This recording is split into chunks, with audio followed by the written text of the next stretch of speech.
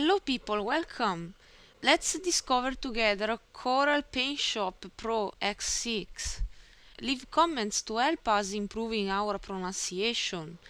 Check the video description for the index of what is explained here. This software is focused on editing and organizing photos and images properly. If you are moving from Adobe's programs, you can see this software as a mix of Adobe Lightroom and Adobe Photoshop. This is a beginner tutorial to show you the main important features and how to use them. Mind that there are many other features this software offers. The aim of this software is the list on top. You can manage your photos and images properly when in Manage mode. You can adjust professionally using the Adjust mode. And if you need to edit any image deeply, you will choose the Edit mode. Let's see the Manage mode. You will pick the images interested through the navigation panel on the left. You can browse through your computer or your collections, which are groups of photos collected based on any rating, property, or people appearing. When you select a folder, the readable files of the software will appear on the center, where you can select the ones interested. You can select more of them holding Ctrl down. At the bottom you have different buttons, mostly related to the collections we saw a while ago. Depending on how is the software window, this list can appear on top. Just keep in mind the rotate buttons, pretty quick, and the zoom bar. This simply shows bigger or smaller the image is listed. You can set this using your mouse wheel too. The rounded button with a white eye inside opens and closes the info window on the right. This is used to manage the metadata of the image. With metadata is intended the date, name, comments, sizes related to the file. You can also indicate which people appear and where the photo was taken. In the bottom left corner you can see a bigger quick preview of the photo. You can make a slideshow too. Simply double-click on one image to open it in full screen. You can use the options at the bottom to move through the list and set the zoom. Use Escape key to exit. While using this software, you may have windows that can cover your workspace. Instead of closing them, you can use the Drawing Pin button. This simply miniaturizes the window into an icon. The window will be opened when you have the mouse on it. To start adjusting a photo, simply select it and then go in the Adjust mode on top. The interface will change deeply. On the center you have the photo to adjust.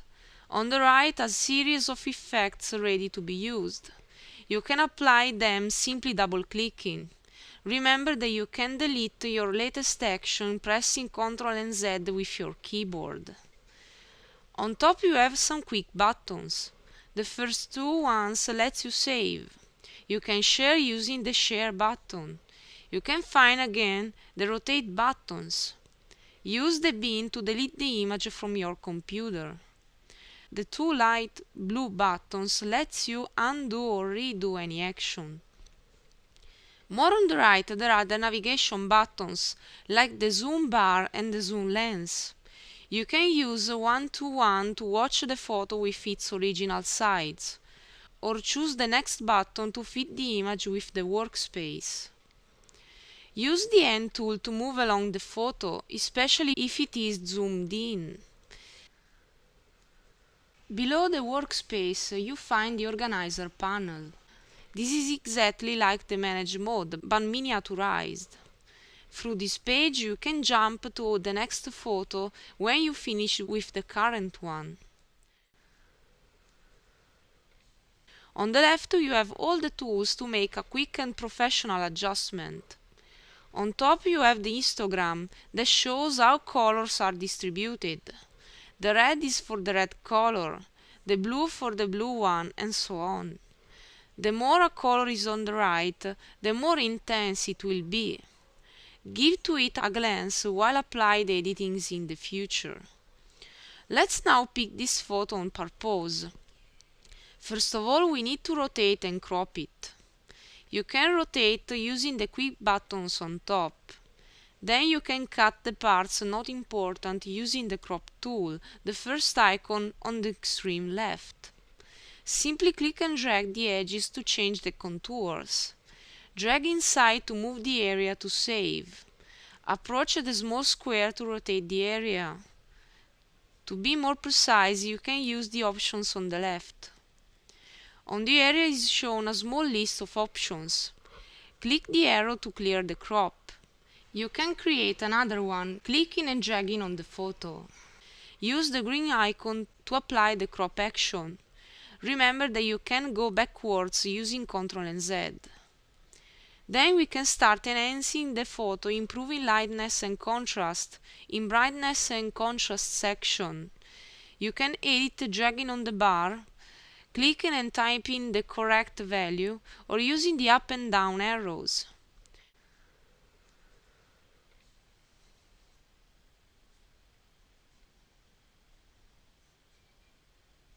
Then we can go on with the Smart Photo Fix section. Use shadows to enhance the darkest parts of the photo. Use highlights to adjust the lightest ones. Saturation improves the colors. The higher it is, the more vivacious the colors will be. You can get a black and white photo setting saturation at -100. The black and white bar more at the bottom sets a threshold-like effect.